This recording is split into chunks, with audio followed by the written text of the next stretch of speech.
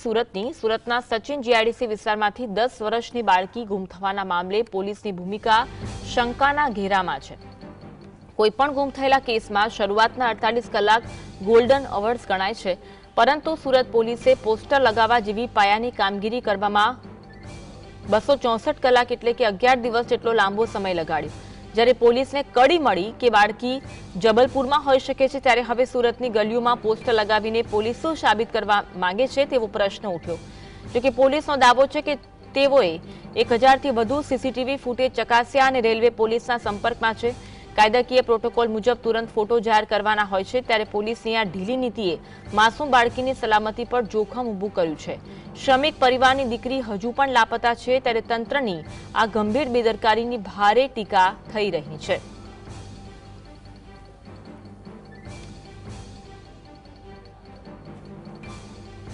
સુરતમાં જે બનાવ બન્યો, બાળકી ગુમ થઈ, પરંતુ તેને શોધવા અને પોસ્ટર લગાવવાને બદલે પોલીસની જે કામગીરી છે તે શંકાના દાયરામાં આવી છે। કોઈપણ ગુમ થયેલા કેસમાં શરૂઆતના 48 કલાક છે તે ગોલ્ડન અવર્સ કહેવાતા હોય છે અને પોલીસે પોસ્ટર લગાવવા જેવા પાયાની કામગીરી કરવામાં આવતી હોય છે, પરંતુ આ કેસમાં પોલીસે આ પાયાની કામગીરી કરવામાં 264 કલાક લગાડ્યા, એટલે કે 11 દિવસ જેટલો લાંબો સમય લગાડ્યો।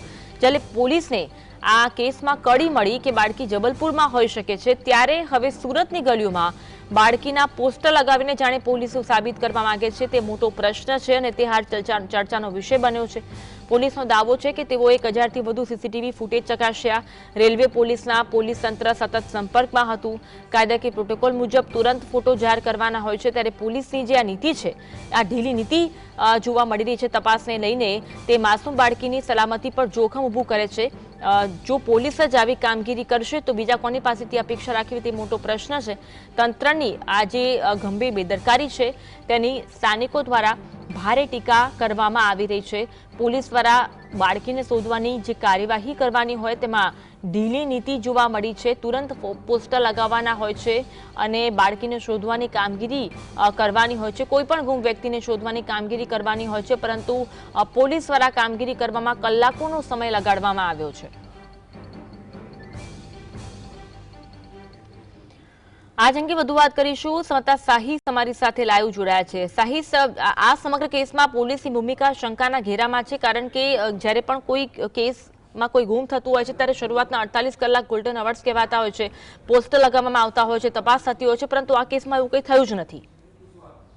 બિલકુલ તો ચોક્કસપણે તમારી વાત સાચી છે, કારણ કે જે ઘટના બની છે સચિન જીઆઈડીસી વિસ્તારમાંથી ઘટના સામે આવી રહી છે, જેની અંદર સ્પષ્ટ દેખાઈ રહ્યું છે કે પોલીસ પોસ્ટરો લગાવીને સાબિત શું કરી રહી છે, કારણ કે 10 વર્ષની બાળકી ગુમ થઈ હતી અને ગુમ થયાના કલાકો વીતી ચૂક્યા છે, પરંતુ હજી સુધી બાળકી મળી નથી। વિગતવાર વાત કરવામાં આવે તો 11 દિવસ જેટલો સમય લાગી ચૂક્યો છે, પરંતુ બાળકી પોલીસ પકડથી દૂર જોવા મળી રહી છે। અને ખાસ કરીને જ્યારે બાળકી જઈ રહી છે ત્યારે કેટલાક સીસીટીવી પણ સામે આવ્યા છે, બાળકી એકલી જતી હોય તેવું દેખાઈ પણ રહ્યું છે। પરંતુ જ્યારે સમાચાર મળ્યા હતા અને માતા પિતા દ્વારા પોલીસ સ્ટેશનને જાણ કરવામાં આવી હતી, ત્યારે સચિન જીઆઈડીસી પોલીસ દ્વારા ફરિયાદ નોંધવામાં આવી હતી, અલગ અલગ વિસ્તારોમાં તપાસ શરૂ કરવામાં આવી હતી, પરંતુ જે રીતના લાંબો સમય વીતી ચૂક્યો છે, 48 કલાક ગોલ્ડ અવર્સ કહેવામાં આવતા હોય છે, કારણ કે 48 કલાકની અંદર પોસ્ટરો લગાવવા માટેની સૂચના આપવામાં આવતી હોય છે, સીસીટીવી ચકાસવામાં આવતા હોય છે અને બાળકીને શોધવા માટે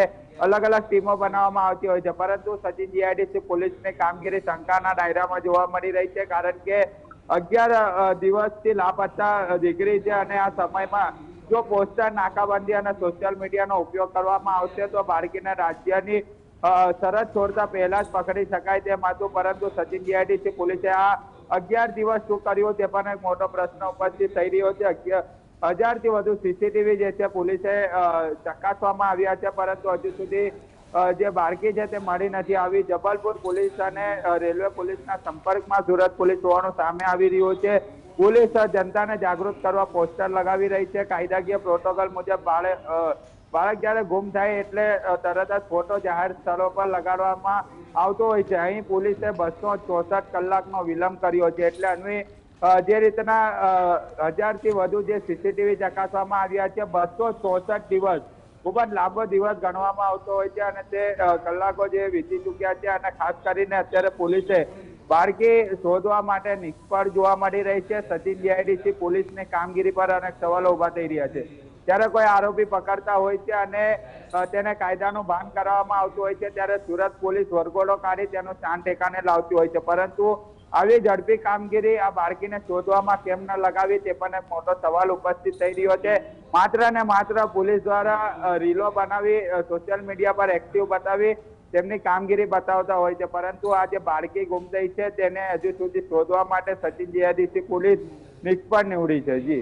જી આભાર સાહિસ જોડાવા માટે અને